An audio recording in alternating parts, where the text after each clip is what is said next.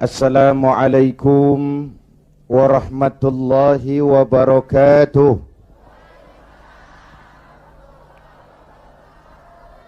Alhamdulillah, wassalatu wassalamu ala rasulillah Sayyidina Muhammad ibn Abdullah wa ala alihi wa sahbihi wa mawalah, amma ba'du. Para ulama yang saya muliakan, para pejabat baik sipil, TNI dan Polri, hadirin hadirat ma'asyiral muslimin yang berbahagia. Alhamdulillah, malam ini kita dapat bertemu dan berkumpul di tempat ini mengikuti tabligh akbar yang diselenggarakan oleh DPC bekerja sama dengan GMK dalam rangka Maulid mensyukuri nikmat kemerdekaan. Hadirin yang saya hormati, apa hubungan Islam dengan kemerdekaan? Pertama, Islam telah memberikan sugesti, dorongan, semangat, rangsangan kepada orang-orang tua kita dulu untuk bangkit berjuang melawan penjajah. Islamlah agama yang mengajarkan bahwa cinta tanah air bagian daripada iman. Betul? Hubbul watan minal iman. Tanah air kita bukan Aljazair. Tanah air kita bukan Palestina, bukan Arab Saudi, bukan Yaman. Tanah air kita mencintai Indonesia juga bagian daripada iman. Yang datang menjajah kebetulan kafir. Ini cikal bakalnya nih. Yang datang menjajah kebetulan kafir. Bertemulah cinta tanah air dengan semangat jihad yang diajarkan agama. Maka bangkitlah para ulama dengan jamaahnya, kiai dengan santrinya, bahu-membahu bersama tentara berjuang melawan penjajah Belanda. Pernah lihat gambar Imam Bonjol? Pernah? Pakai sorban. Pakai apa? Kalau pakai sorban pasti bukan pendeta Shaolin. Pernah lihat gambar Pangeran Diponegoro? Bukan cuma pakai sorban, pakai gamis. Ketika Belanda dengan licik berhasil menangkap Pangeran Diponegoro, pengikut-pengikutnya termasuk Kiai Mojo, Kiai Maja, mundur ke pedalaman, membentuk kantong-kantong perjuangan. Berupa apa? Pesantren. Pesantren selain sebagai tempat menimba ilmu, juga merupakan kantong perjuangan untuk melawan penjajah. Yang berjuang memerdekakan Indonesia selain tentara, ulama dengan jamaahnya, kiai dengan santrinya, pejuang-pejuang nasionalis beragama Islam. Tidak percaya sensus kubur pahlawan. Ibu bapak, saudara-saudara hadirin, malahan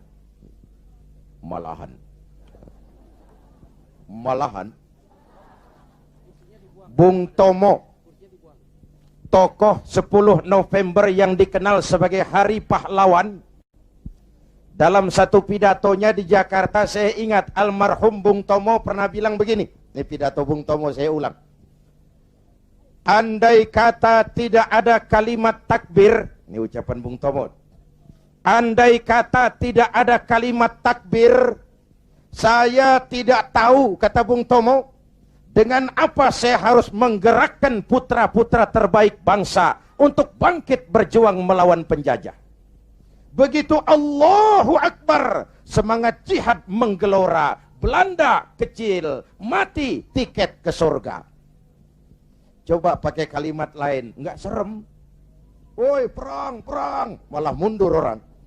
Tapi begitu Allahu Akbar, kalimat ini refleksi dari nilai keyakinan. Ibu bapak, saudara hadirin yang saya hormati, Ketika itu pilihan perjuangan cuma dua, merdeka atau mati. Betul? Orang-orang tua kita berjuang gak mikirin nanti saya jadi bupati di mana kalau merdeka. Nanti saya dapat kursi apa kalau merdeka. Tidak. Ikhlas membela tanah air sebagai bagian daripada nilai-nilai keimanan. Dulu iman untuk merebut kemerdekaan. Sekarang iman untuk mengisi kemerdekaan. Ya Bu? Ya Bu? Apa?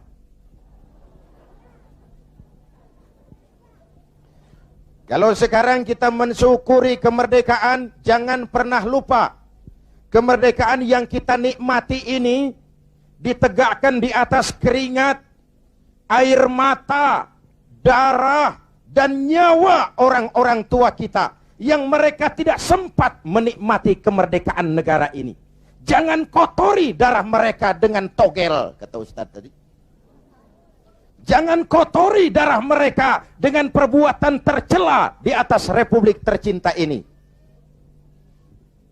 Jangankan adik-adik saya yang lebih muda, saya saja kalau ditanya, Saudara Zainuddin, apa jasamu dalam menegakkan kemerdekaan? Saya jawab, tidak ada.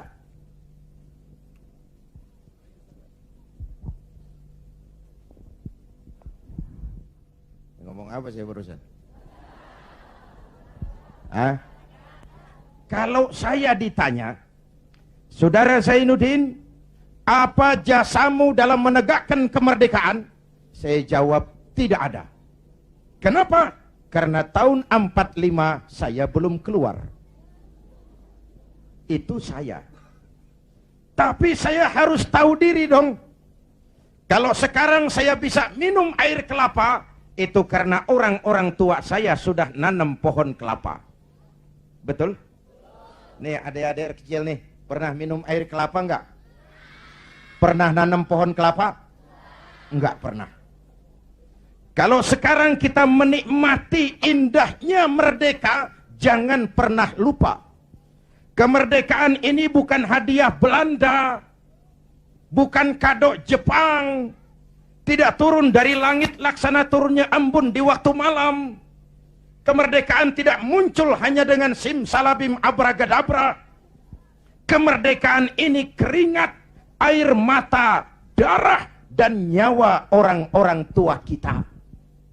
Ya Bu, ya Pak, syukuri dengan tahlilan kepada arwah para pahlawan.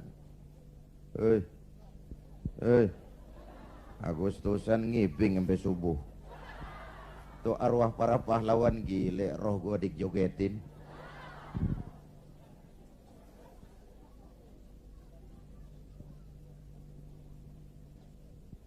Oke, dulu iman untuk merebut kemerdekaan, sekarang iman untuk mengisi kemerdekaan. Selama ini pembentukan SDM kita cuma berorientasi pada pengisian otak, penataran tiap hari, pendidikan keterampilan di sana sini, tapi hati sering kosong, agama dangkal, keyakinan rapuh, akhirnya moral rendah.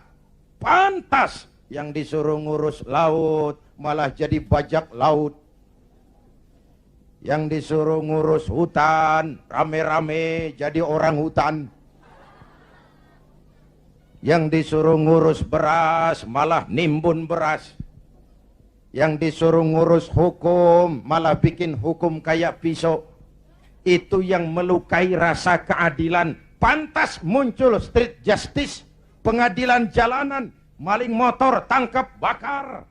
Itu refleksi dari ketidakpuasan rakyat terhadap sikap hukum selama ini, di mana rakyat melihat kalau yang kecil salah, hukum cepat-cepat ditegakkan, yang besar salah, diam pura-pura nggak ngerti. Itu yang merusak masyarakat. Jelas? Hukum kayak pisau. Tahu pisau? Kalau ke bawah tajam, ke atas si tumpul. Ini hukum pisau namanya. Mudah-mudahan ke depan duet Bu Mega dan Pak Hamzah mampu menegakkan hukum dengan benar. Amin. Ya Rabbal. Berangkat dari pengalaman itulah kita harus mulai kembali kepada penataan nilai keimanan. Itu sebabnya Muslim begitu beral lahir ke alam dunia udah disambut azan. Benar Bu? Kenapa? Bayi itu kaset kosong. Kalau dipakai merekam, daya rekamnya kuat. Kita yang udah berumur nih, ibarat kaset kebanyakan rekaman udah. Nggak kusut juga lumayan. Ngapalin udah berat, kaset kusut. Bayi kaset kosong. Begitu beral hadir ke alam dunia, rekaman pertama yang menyentuh telinganya, lafzul jalalah. Allahu Akbar, Allahu Akbar. Rekaman pertama. Belum sempat dia dengar Ricky Martin. Belum sempat dia dengar Westlife. Yeah. Kok tahu? Ya tahu, gue kan Ustadz Gaul.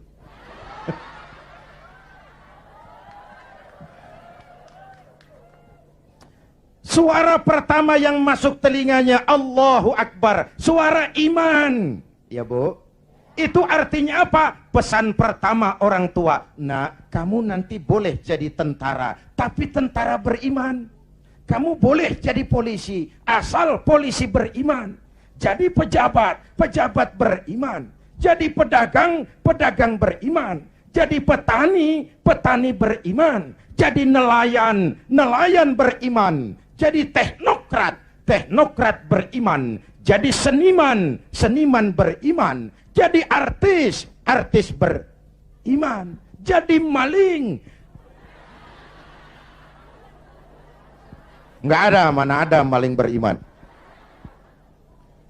Kalau iman landasannya insya Allah aman. Betul? Dengan mensyukuri nikmat kemerdekaan, ayo kita mengadakan recovery terhadap sikap mental selama ini. Berangkat lagi dari nilai keimanan. Jaga baik-baik, wariskan kepada anak-anak kita. Peristiwa kemarin, bulan kemarin, perubahan terjadi begitu cepat. Mulai dari digelarnya sidang istimewa, dicabutnya mandat Gus Dur, dikukuhkannya Bu Mega sebagai presiden, dipilihnya Pak Hamzah Has sebagai wakil presiden. Kalau kita berangkat dari nilai keimanan, maha benar Allah, wa tilkal ayyamu nudawiluha bainan nas. Hari itu kami putar di antara manusia. Ada saat datang, ada waktu pergi. Ada hari lahir, ada saat kembali. Ada waktu dilantik, ada saat menyerahkan jabatan. Hidup cuma nungguin giliran. Maka kalau lagi di atas berkuasa, jangan busung dada dan lupa daratan. Kalau lagi nyungsep di bawah, jangan putus asa dan protes Tuhan. Hei. Hei.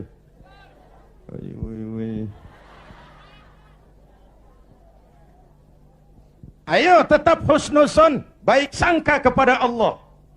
Hidup cuma nunggu giliran. Jabatan bukan lagi kekuasaan dan fasilitas.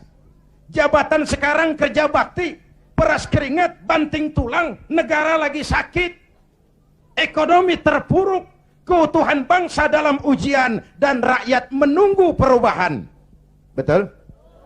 Betul?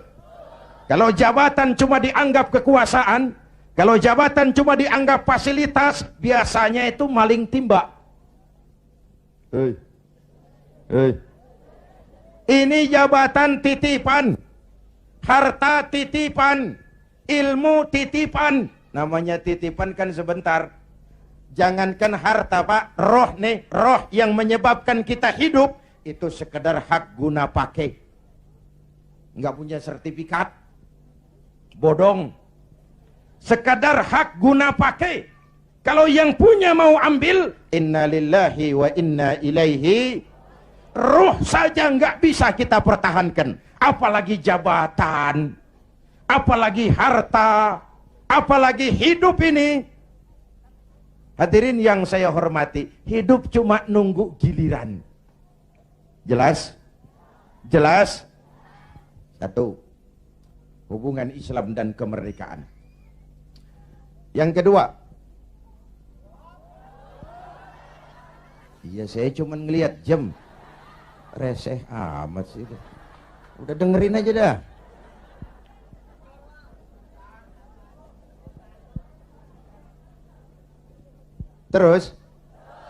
Terus menghina itu. Ini ustadz bukan tukang parkir. Terus.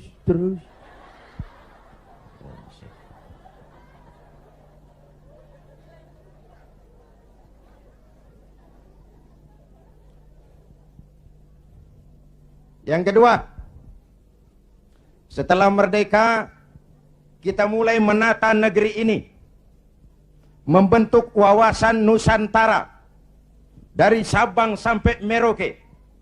Indonesia kita yang begini majemuk, begini beragam, disatukan oleh cita-cita membangun Indonesia ke depan. Agama yang memberikan dorongan ke arah lahirnya persatuan dan kesatuan adalah Islam. Ia membebaskan manusia dari ras diskriminasi. Dari mana ke orang datang, apa ke warna kulitnya, dari suku apa ke ia dilahirkan, kalau akidahnya sama, itu kan saudara kita. Benar? Benar? Semalam saya cerita nih, saya mau cerita, mau dengar nggak? Saya punya teman, Pak. Teman saya ini doktor dari Harvard University, Amerika. Kenalan sama saya pada waktu saya berada di San Francisco.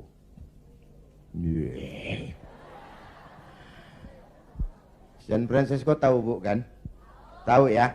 Itu dari Tambun ke kanan. Tahu.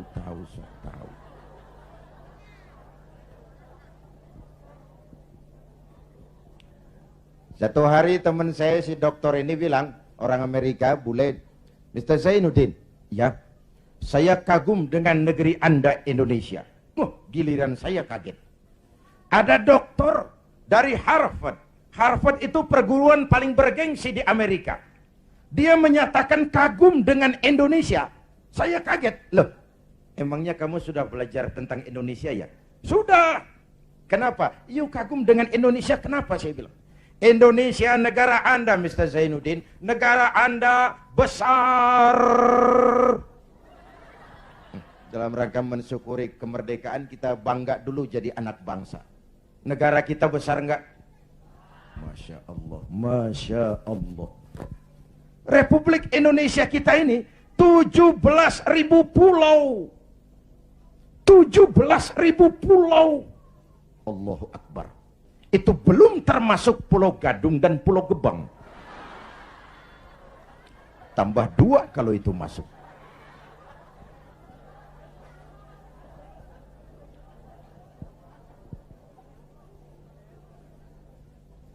Buminya mengandung minyak, gas, batu bara, barang tambang lain. Lautnya kaya, hutannya kaya. 17.000 pulau terhampar sepanjang garis khatulistiwa. Hijau, ranau, subur, makmur, kemah, ripah, loh, jenawi, toto, tentrem, kertora, harjo.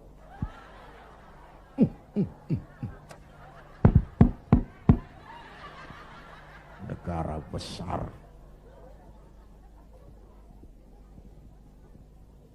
Sampai teman saya orang Arab lain lagi, dia bilang, "Inta Indonesia guys, Indonesia bagus." Saya bilang, bagus apanya, Arab? Indonesia negeri Anda subur, tongkat ditanam jadi pohon, namanya singkong. Tongkat ditanam jadi pohon, kami pohon ditanam jadi tongkat, mati tuh pohon.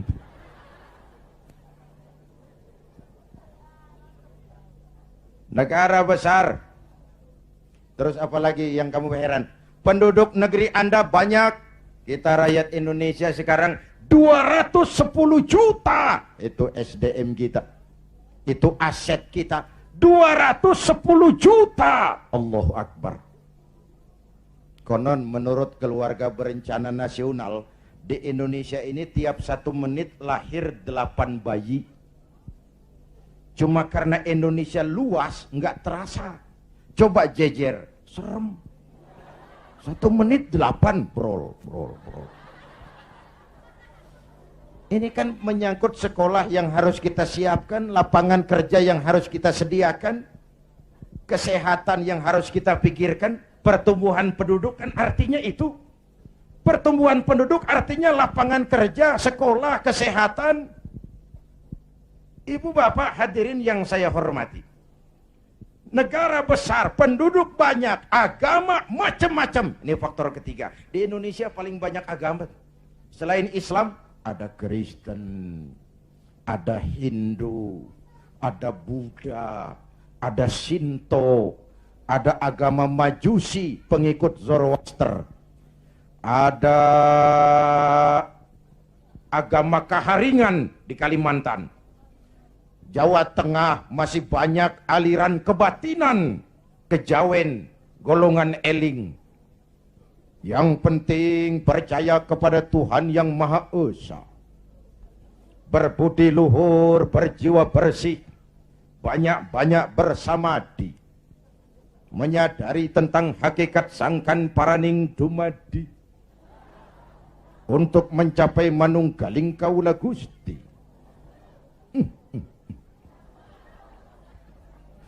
Negara besar, penduduk banyak, agama macam-macam, kok Anda bisa satu? Nah ini yang dia heran. Anda pakai lem apa? Saya bilang lemnya 2. Pertama, 87% penduduk Republik ini Muslim. Watak Islam itu rahmatan lil. Kalau besar, dia mampu melindungi yang kecil. Kalau kecil, dia mampu menjaga diri. Ini bukan umat teroris. Ini umat cinta damai. Ini bukan umat biang kerok, ini umat penegak kebenaran. Kita tidak pernah cari-cari musuh, tapi kita pantang lari kalau ketemu musuh. Jelas? Jelas? Hadirin yang saya hormati, lem kedua saya bilang namanya Pancasila. Ini diterima oleh semua agama. Dengan mensyukuri nikmat kemerdekaan, ayo jaga persatuan dan kesatuan. Pagelaran bulan kemarin dalam pengembangan demokrasi kita harus jadi pelajaran betapa kita harus menghormati perbedaan. Jangan beda dianggap musuh. Kalau beda dianggap musuh, kapan kita mau dewasa? Kalau beda dianggap musuh, kapan kita mau berdemokrasi? Ayo rakyat kita dewasa.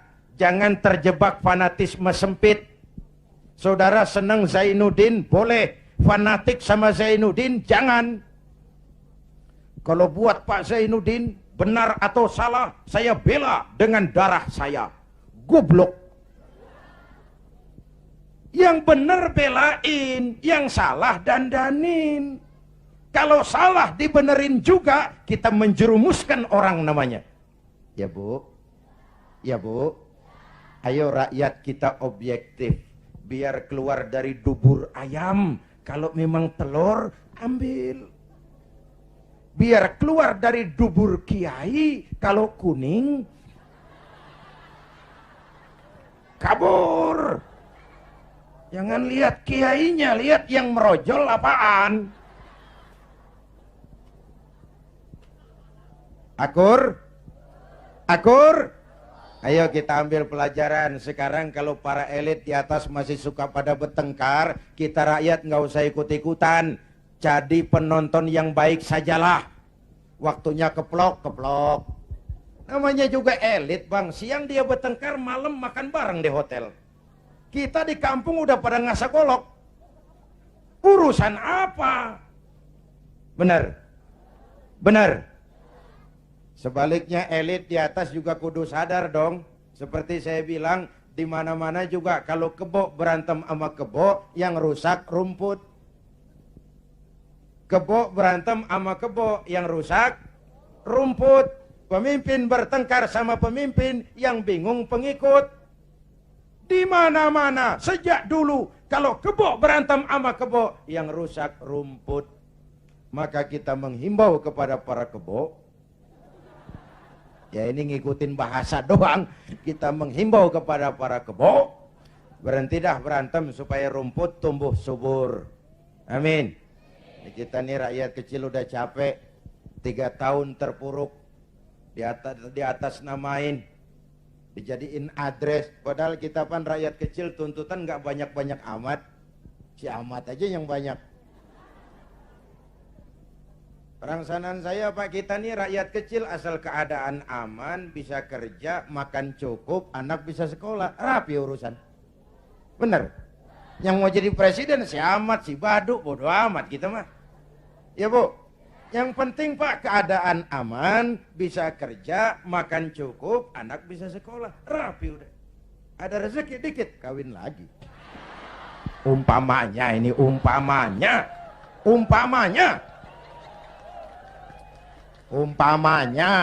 Saya bukan ngasih tahu, ngajarin.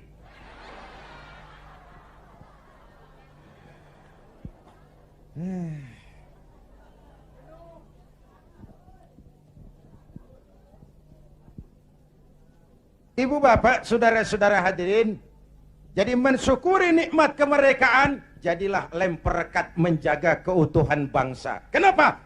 Keutuhan kita dalam ujian, apalagi kemarin-kemarin kan istilah saya musim Pak Bendot. Kipas, angin, tukang kipas gentayangan, tukang kompor lebih banyak daripada tukang lem.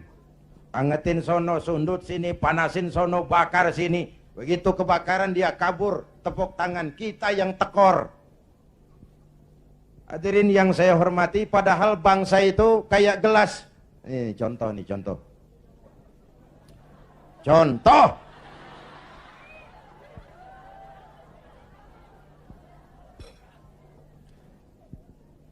Bukan mau minum, contoh.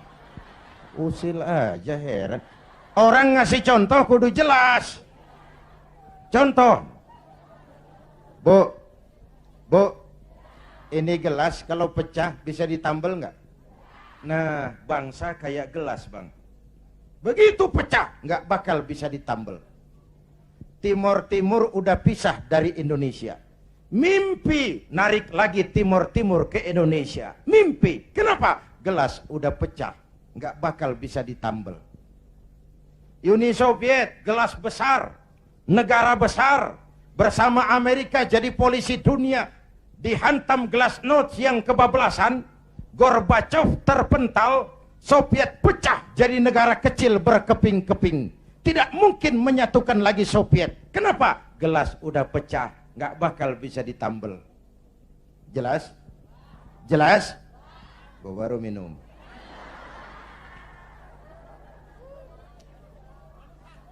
Ya bagaimana aja orang nyari akal lah. Usil banget, gue heran. Iya kalau datang minum kan gue malu amat. Mau minum aja pakai kelilingan dulu. Ayo, jangan biarkan Indonesia kita jadi gelas pecah. Jaga semangat kebersamaan. Beda boleh, marahan jangan. Bang, kaos lu hijau ya? Hijau gue. Temen kita kuning. Biarin kalau dia mau. Yang satu merah. Nggak apa-apa. Yang lain biru. Boleh. Lu lewat sono, gue lewat sini, yang satu lewat situ. Ntar kita ketemu di sono. Bisa nggak begitu? Cakep nggak urusan? Iya, jangan beda kaos merengut. Urusan apa? Jadi anggota DPR kagak, sama tetangga marah. Tekor kemana-mana. Ayo rakyat, kita dewasa, berpolitik dengan rasio, jangan dengan emosi. Kayak saya kan, sekarang saya ketua Dewan Pimpinan Pusat Partai Persatuan Pembangunan. Itu pribadi saya, nanti saya cerita kenapa saya gunakan hak politik saya. Tapi saya tidak akan memaksakan pendirian ini kepada hadirin. Itu resiko saya gunakan hak politik saya pulang kampung P3. Perkara saudara, terserah, saya menghargai pendirian saudara. Mau ikut saya, alhamdulillah. Mau pilih P3, silakan. Mau berjuang dengan yang gambarnya Ka'bah, boleh. Terserah aja itu sih. Namanya hak demokrasi, nggak boleh dipaksa-paksa dong, ya nggak.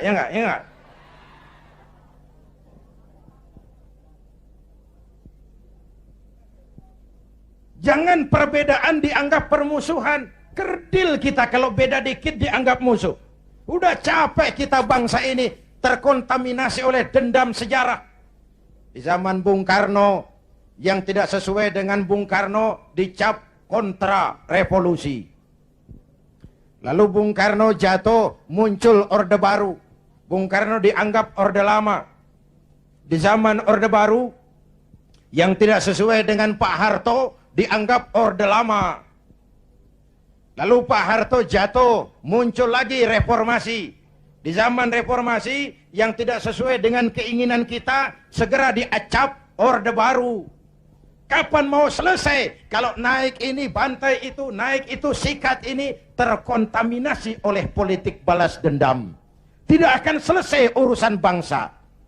Jelas? Jelas? Ayo, kita rukun yuk. Kita kompak yuk. Kita bersatu yuk. Kita pulang yuk.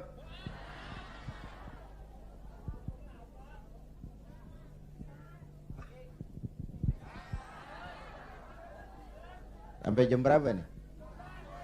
Jam 2. Jam 2. Lu ngundang apa ngontrak lu? Enak aja jam 2, jam 2.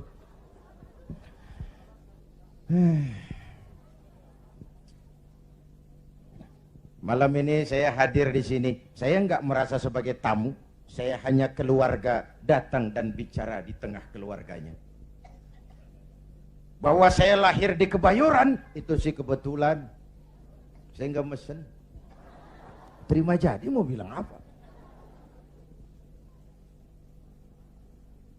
Belum lama di Sumatera Utara, di Medan, satu tabligh akbar saya bicara di tengah keluarga besar suku Mandailing, Batak. Saya diulos, dikasih pakaian kebesaran, diangkat jadi warga Mandailing. Saya dikasih gelar Lubis. Zainuddin MZ Lubis.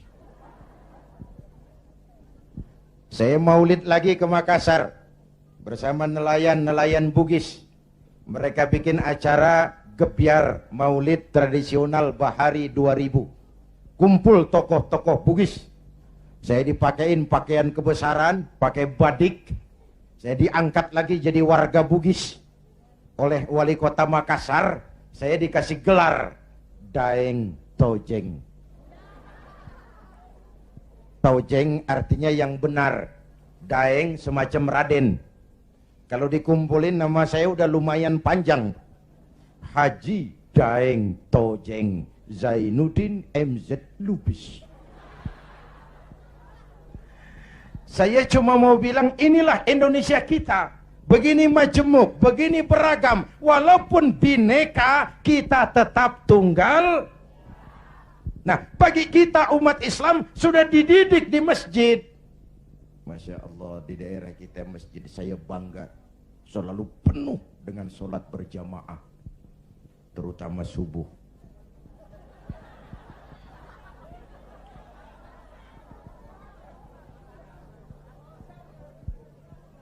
Saya tahu saya subuh sering lewat sini. Kalau udah subuh penuh. Sampai keluar.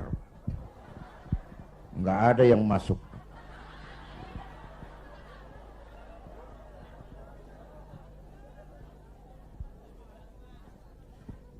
Ayo ke masjid. Pertama, siapapun masuk masjid, copot sandal, buka sepatu. Betul? Bicara demokrasi, mau bicara reformasi, mau bicara soal keadilan, rohnya satu. Jangan ada warga negara kelas 1 di republik ini. Semua sama di hadapan hukum. Siapapun masuk masjid, copot sandal, buka sepatu. Lurah masuk masjid, buka sepatu, rah. Camat masuk masjid, buka sepatu. Mat. Gubernur masuk masjid, buka sepatu. Nur. Presiden masuk masjid, buka sepatu. Jangan ada warga negara kelas 1 di republik ini. Ini cikal bakal demokrasi, reformasi dan keadilan. Negara rusak kalau sudah banyak warga negara kelas 1. Sudah copot sendal? Sudah Pak. Sudah buka sepatu? Sudah. Ayo masuk ke dalam masjid. Kalau sudah masuk ke dalam, ibu bapak lihat. Yang datang dari sebelah kidul, madep ngulon bang. Yang datang dari sebelah timur, madep ngulon bang. Yang datang dari utara, madep ngulon bang. Yang datang dari sebelah kulon, madep ngulon. Masya Allah, jiwa masjid. Bukan soal dari mana orang datang, tapi satu arah menghadapmu. Kau boleh Sunda, kau boleh Jawa, kau boleh Batak, kau boleh Ambon, kau boleh Bugis, kau boleh Aceh, kau boleh Padang, kau boleh Melayu, kau boleh Dayak, kau boleh Madura, kau boleh Betawi, tapi kita satu nusa, satu bangsa, satu. Yuk kita rukun yuk. Kita kompak yuk. Lidih juga bang, lidih tahu lidih. Lidih biar gede banget, kalau sendirian laler kagak mati. Bener. Tapi biar lidih kecil-kecil, kalau digabung sama lidih yang lain, diikat jadi satu, sapuh namanya, jangan laler, anjing juga gempor. Bener. Kita begitu juga, walaupun hutang kita bertumpuk, kita tetap optimis, sumber daya alam kita kaya, asal kita kompak, rukun, bersatu. Jelas? Jelas? Sudah madhab ngulon semua bang? Sudah, ayo selenggarakan sholat berjamaah. Apa itu? Hidup berbangsa dan bernegara. Caranya bagaimana? Ya harus ada imam, harus ada makmum. Betul? Ada pemimpin, ada rakyat. Makmum siapa? Makmum mah siapa aja bang. Ngaji deh sama kiai mana juga nggak ada pemilihan makmum. Namanya makmum tiba ngikutin siapa juga boleh. Bener? Bang, tuh orang budak tuh. Budak boleh jadi makmum. Tibang makmum ngikutin doang, dia budak, dia kagak denger juga dia lihat. Bacaannya nggak fasih, boleh jadi makmum. Ketinggalan satu rakaat, boleh jadi makmum. Tapi nggak tiap orang boleh jadi imam. Kenapa? Imam mau mimpin orang banyak. Kalau imam goblok, bego, hancur sembahyang. Bener? Bener? Makanya lain kali milih imam hati-hati. Hei, yang punya masjid pada nih, kalau milih imam hati-hati.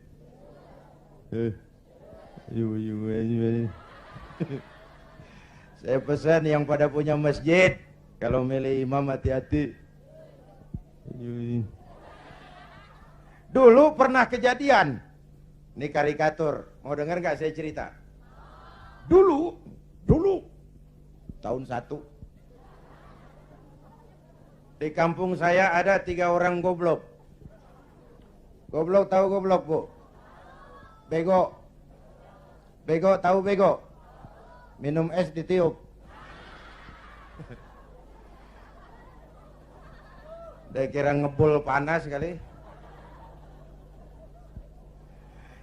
Ini 3 orang goblok sholat di musola. Musolanya udah tua, atasnya pagar, banyak tikus.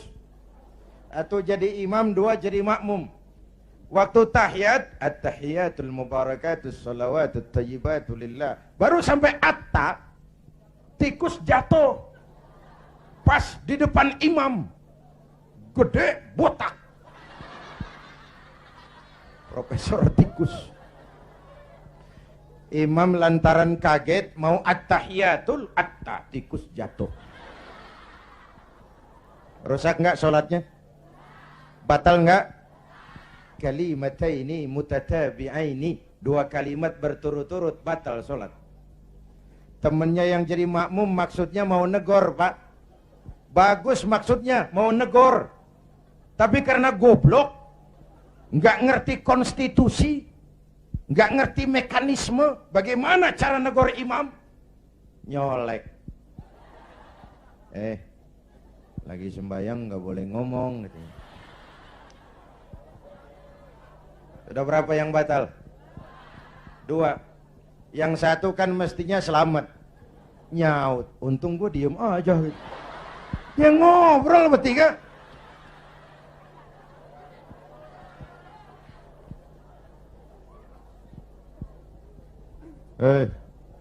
Nyari imam hati-hati. Ya Pak.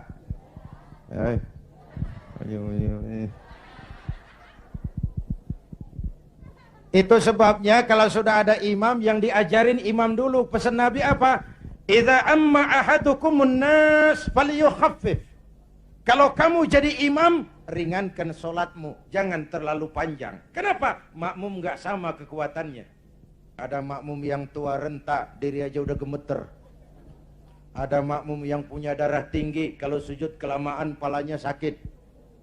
Ada makmum yang udah janji habis sembahyang mau terima duit. Kalau imam kelamaan, kelas odan makmum. Imam harus tahu keadaan makmum. Pemimpin harus punya sense of crisis. Rakyat saya ini keadaannya lagi bagaimana? Kalau saya begini pantas apa enggak? Jangan udah diangkat jadi imam lupa daratan. Sembahyang Isya berjamaah. Rakaat pertama selesai Fatihah, Yasin. Makmum ikut si ikut, nggak punya pilihan lain, tapi hatinya kan ngedumel. Kata makmum, paling sekali ini gua sembahyang di sini. Gua kapok punya imam begini nih. Besok tobatin gua balik lagi. Hadirin yang saya hormati, begitulah kita mewujudkan semangat kebersamaan untuk Indonesia esok yang lebih baik dari hari ini. Amin. Ya Rabbal. Mensyukuri nikmat kemerdekaan dengan semangat menjaga nilai-nilai kebersamaan, persatuan, kesatuan, kerukunan, dan kekompakan. Lalu yang ketiga, hubungan Islam dan kemerdekaan. Setelah merdeka, membentuk wawasan Nusantara, kita mulai membangun. Bung Karno menyebutnya pembangunan semesta berencana. Pak Harto menyebutnya pembangunan manusia seutuhnya. Apapun namanya, tapi ini refleksi dari keyakinan. Walaupun Indonesia bukan negara agama, tapi pasti Indonesia negaranya orang beragama. Maka orientasi pembangunan tidak cuma dunia, tapi juga akhirat. Betul? Ini semua nih calon-calon jenazah.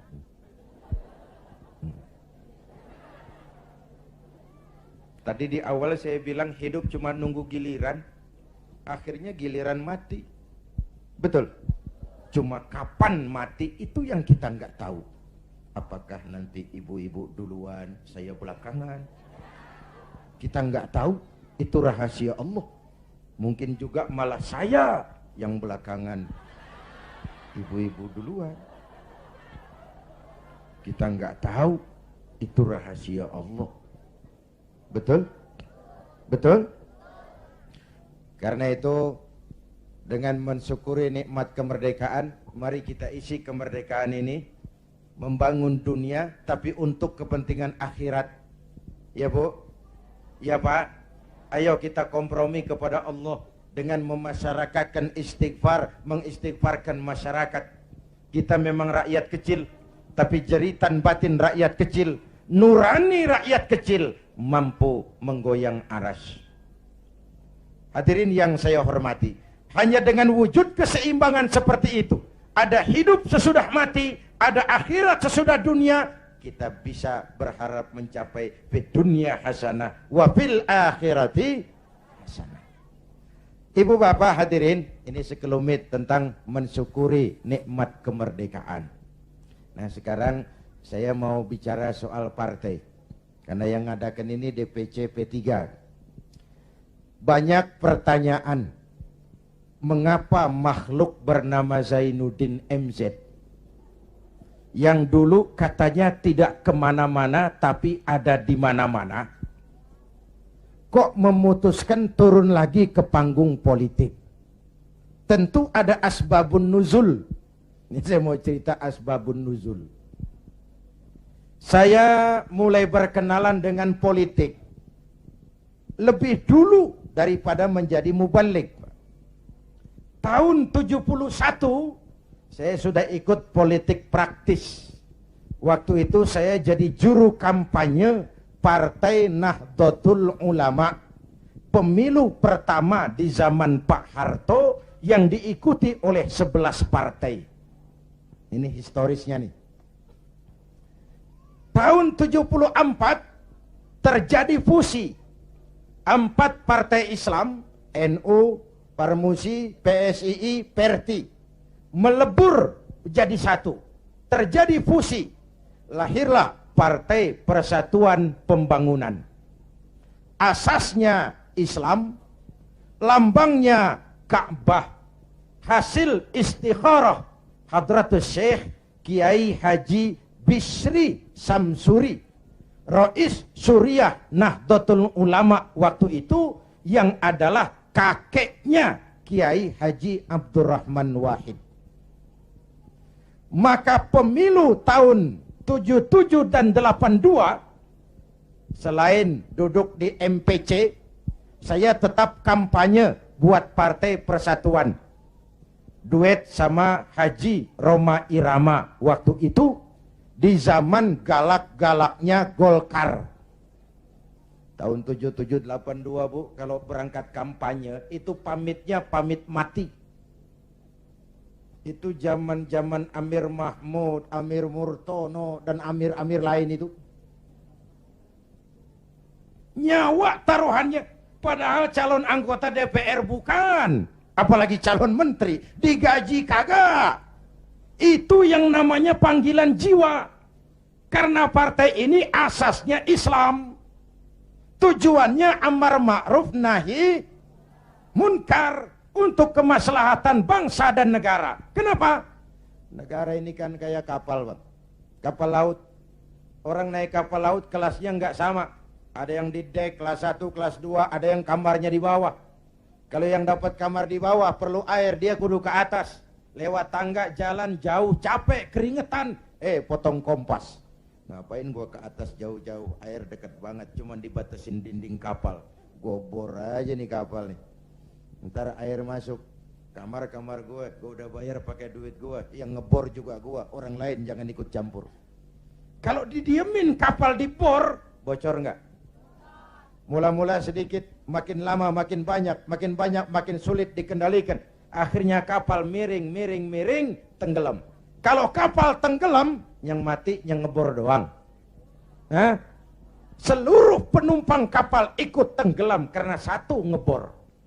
Negara kayak kapal, korupsi, KKN, maksiat, munkarot, kebatilan, kezoliman, ketidakadilan, itu ngebor kapal, bocorin kapal. Di masyarakat juga begitu, kadang-kadang temen ditegur ngotot, biarin aja, yang mabok gue, yang beli minuman gue mabok di rumah gue, kenapa lu pusing? Yang judi gue, pakai duit gue, kenapa lu pusing? Yang zina gue, kenapa lo ribut? Iya, yang judi lo, yang mabok lo, yang zina lo, tapi judi, mabok, zina, maksiat, Mas. Kalau ini negeri kebanyakan maksiatnya, Allah marah, turun gempa bumi, yang mampus bukan elu doang, monyong.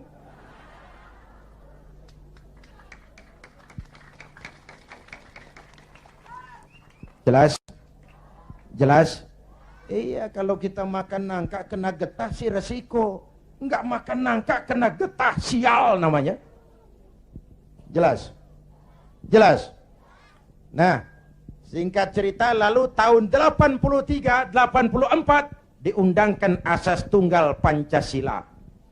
Golkar makin tirani, makin otoriter. Tidak boleh lagi ada ormas dan parpol yang asasnya Islam. Kalau tidak mau terima asas tunggal, bubar. Maka dengan berat hati waktu itu, P3 menerima asas tunggal Pancasila daripada dibubarin. Lambangnya berubah jadi bintang.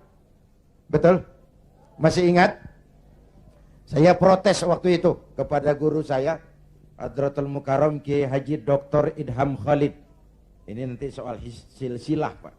Beliau salah seorang pendiri P3, termasuk presiden pertama Partai Persatuan. Pak, kenapa diterima asas tunggal Pancasila? Kita harus melepas asas Islam, kan rugi. Beliau senyum, apa kata beliau? Zainuddin, ibarat warung Kita sekarang nggak boleh dagang nasi uduk. Biarin aja dagang pisang goreng dulu. Sebab kalau kita dagang nasi uduk juga warung digusur. Biarlah dagang pisang goreng dulu, yang penting masih punya warung.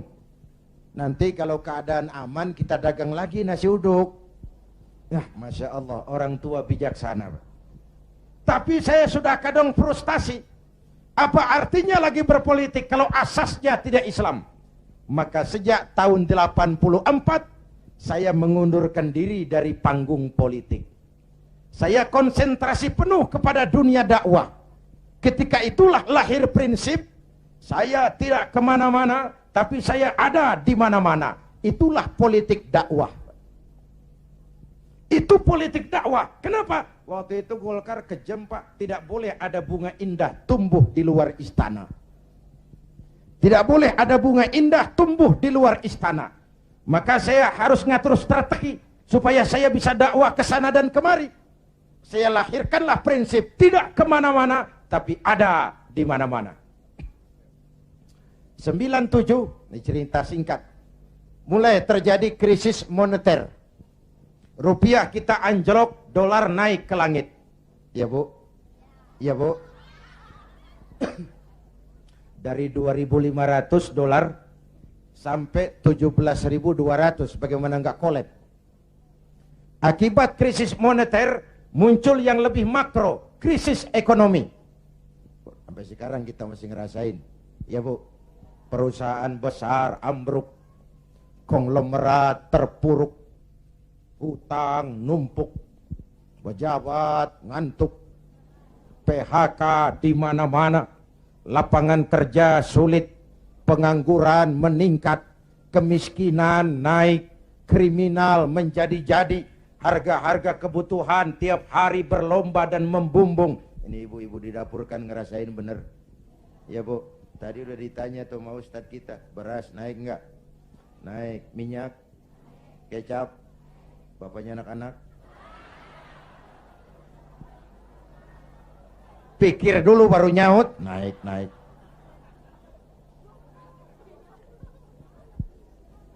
Biaya hidup makin tinggi, beban hidup makin berat. Masya Allah, di Jakarta Bang sekarang kencing aja gope.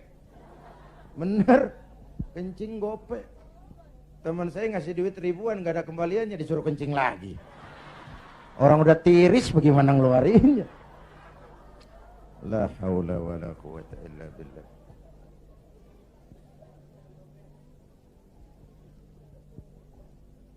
Akibat krisis ekonomi muncul yang lebih mengerikan, krisis kepercayaan. 97. Reformasi bergulir, mahasiswa turun ke jalan, Pak Harto lengser. Ini turunnya Pak Harto, Pak Bu, saya punya dua catatan penting. Pertama, betapa besar arti kepercayaan. Ini kan PDIP sama P3 lagi dapat kepercayaan. Jadi orang nomor 1 dan nomor 2 di Indonesia. Nyari kepercayaan berat, menjaga kepercayaan lebih berat. Kalau dipikir-pikir Pak Harto kok bisa turun? Apa nggak punya duit? Banyak. Apa nggak didukung tentara? Oh, sebagai presiden dia panglima tertinggi ABRI, Pangkostrat mantunya. Kok turun? Jawabannya tidak dipercaya.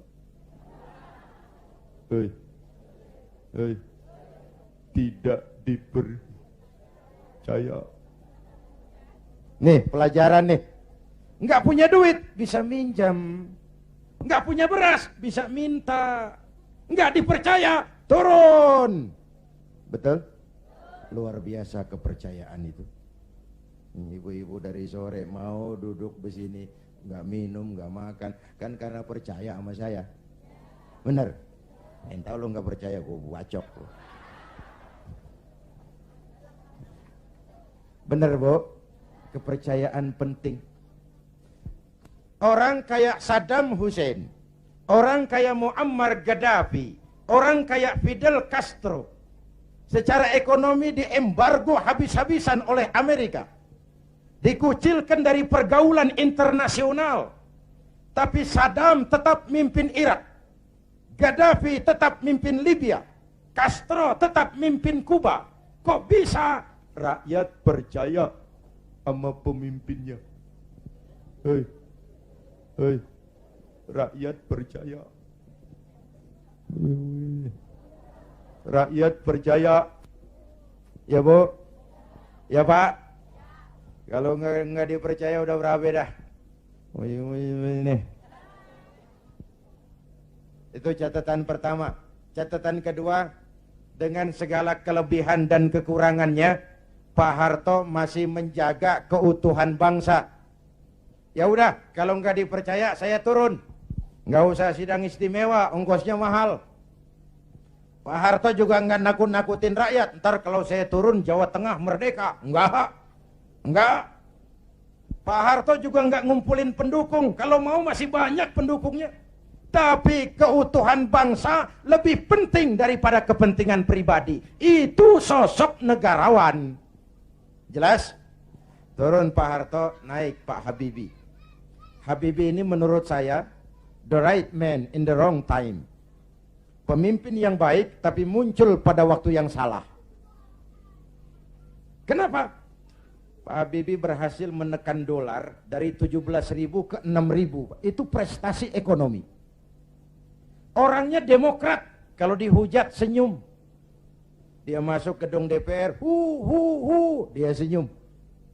Waktu laporan pertanggungan jawabnya ditolak oleh DPR dengan suara beda cuman puluhan, apa komentarnya? Sambil senyum dia bilang, it's over. Kalau laporan saya ditolak, selesailah saya sampai di sini. Dia tidak maju lagi sebagai calon presiden, padahal masih punya hak mencalonkan diri. Kenapa? Itu namanya tahu diri. Kalau orang udah kagak demen, udah. Muka badak.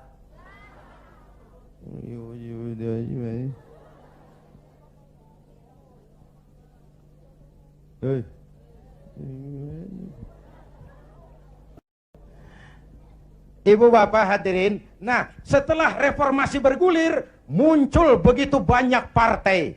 Betul? Partai yang Islam saja tidak kurang 20 partai. Saya bingung lagi. Tadinya saya pengen ada partai yang berasaskan Islam. Begitu muncul, begitu banyak. 20 lebih partai Islam.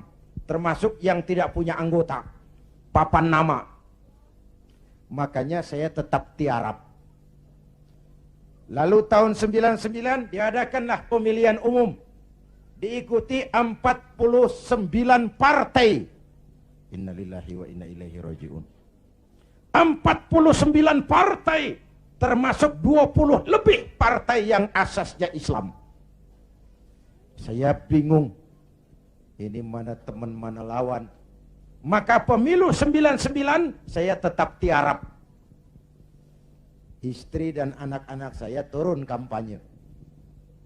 Ngeramehin, ya apalagi kalau bukan P3. Tapi saya tetap belum tergerak.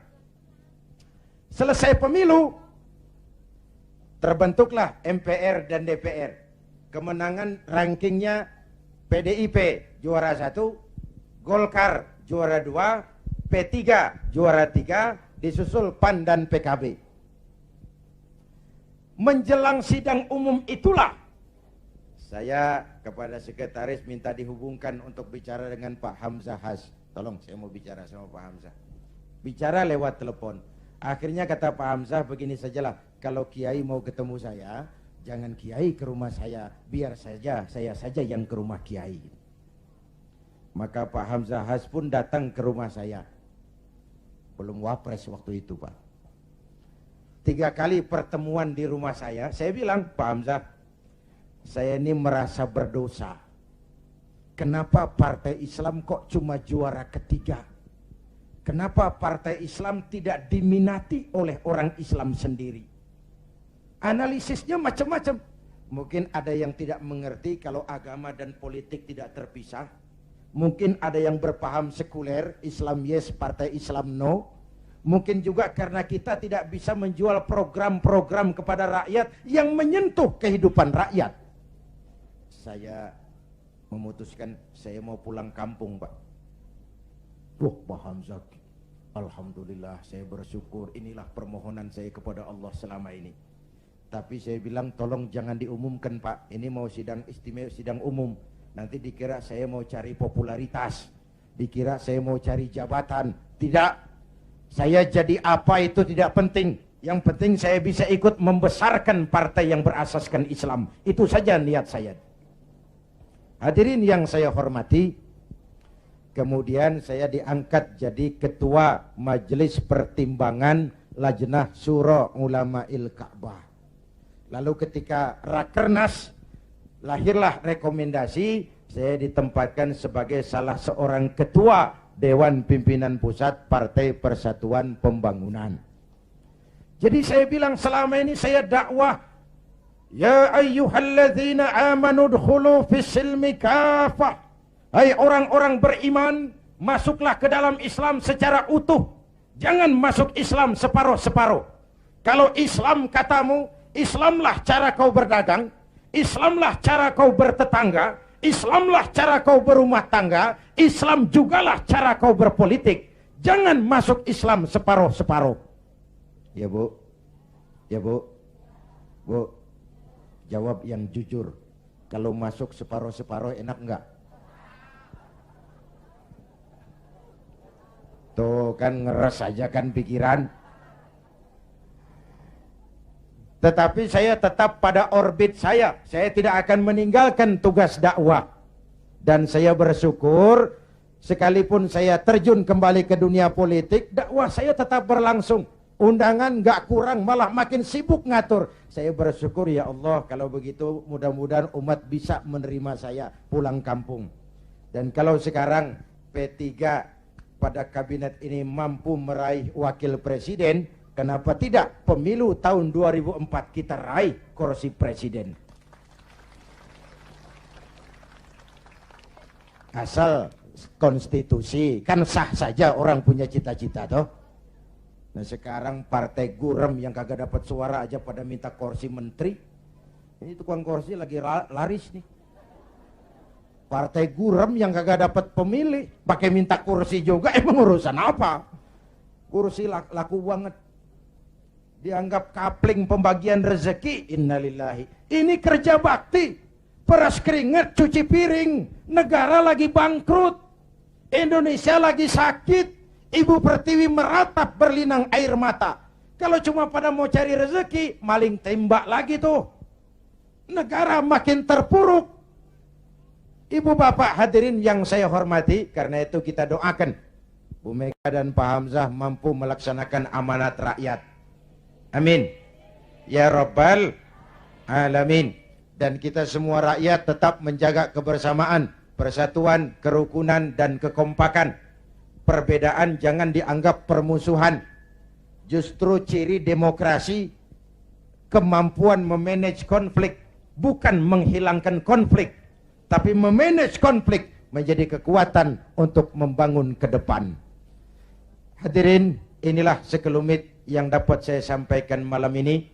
Mudah-mudahan baik mensyukuri kemerdekaan maupun kehadiran saya di partai menjadi jelas adanya. Bukan karena target pribadi, tapi karena inginan memberikan kontribusi yang lebih real kepada umat, bangsa, dan negara tercinta ini.